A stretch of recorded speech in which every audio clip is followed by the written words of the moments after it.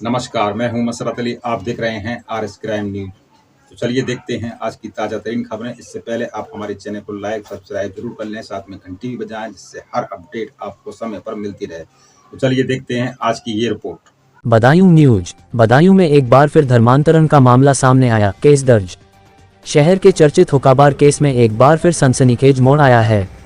2022 में बंद हो चुके हुक्काबार के संचालक अरबाज पर अब एक नाबालिग हिंदू लड़की से दुष्कर्म, धर्मांतरण और ब्लैकमेल करने का केस दर्ज किया गया है। आरोपी पहले भी जेल जा चुका है और गैंगस्टर एक्ट में कार्रवाई हो चुकी है। अब पुलिस उसकी दोबारा तलाश में जुट गई है। शिकायत के मुताबिक हाथ में कलावा, माथे पर तिलक और नाम बताया शिवम निकला अरबाज। एफआईआर के मुताबिक जुलाई 2022 में पीड़िता की सहेली उसे नई सराय पुलिस चौकी के पास एक हुक्काबार में ले गई थी।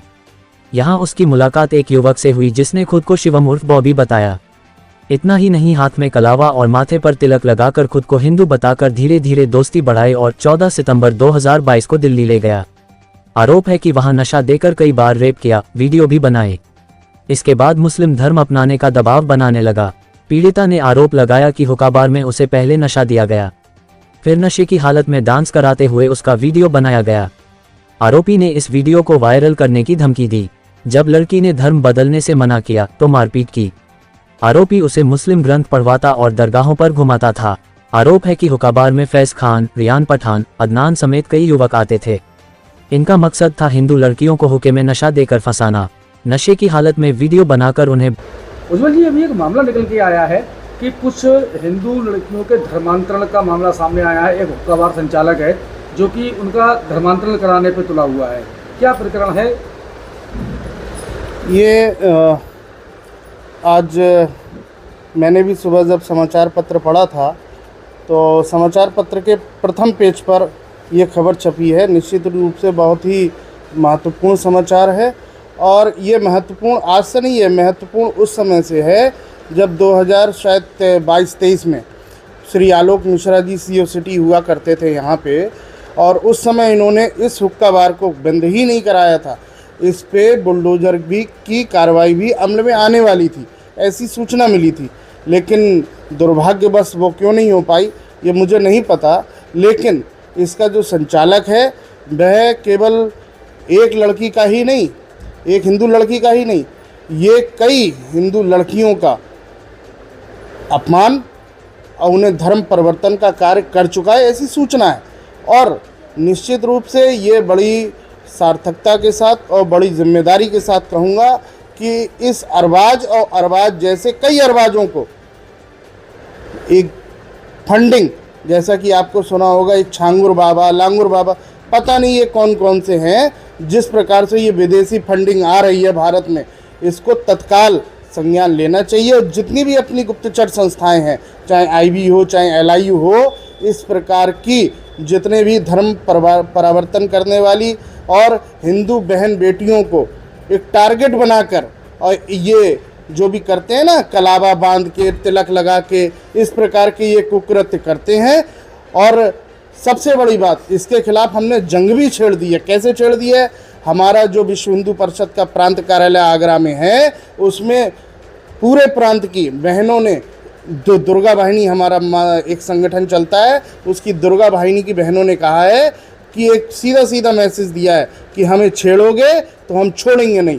तो वो एक पूरी जितनी भी बहनों का इन लोगों ने धर्म परिवर्तन कराया है, जितनी भी बहनों का इन्होंने छल के साथ अपना किसी भी प्रकार के संबंध रखे हैं, इसकी पूरी एक लिस्ट बन रही है। और निश्चित रूप से इसमें बदला संगठन के अनुसार, संविधान के अनुसार निश्चित दिया जाएगा, चाहे इसके लिए किसी भी कोर्ट तक जाना पड़े और किसी भी सीमा तक जाना पड़े। उज्जवल जी, दिल्ली तक इसके तार जुड़ने की सूचना है कि एक जज की कोठी में भी ये अरबाज ड्राइवर की नौकरी करता था, वहाँ से इस पूरी फैक्ट्री को संचालित कर रहा था। हाँ, मुझे आज ही अखबार समाचार पत्र में ये लिखा हुआ था कि ये किसी जज का ड्राइवर है।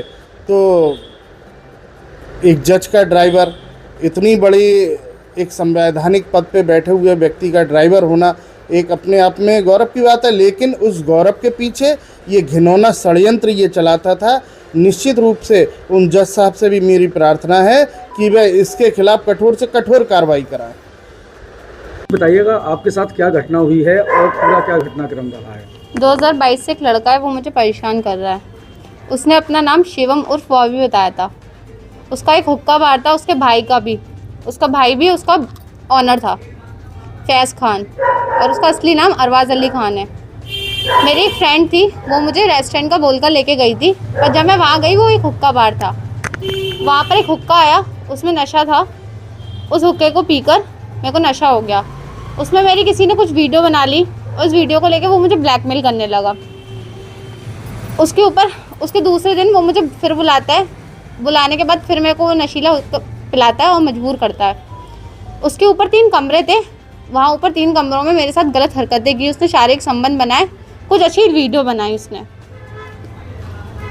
ऐसा चलता रहा, वो मेरे को ब्लैकमेल करता रहा।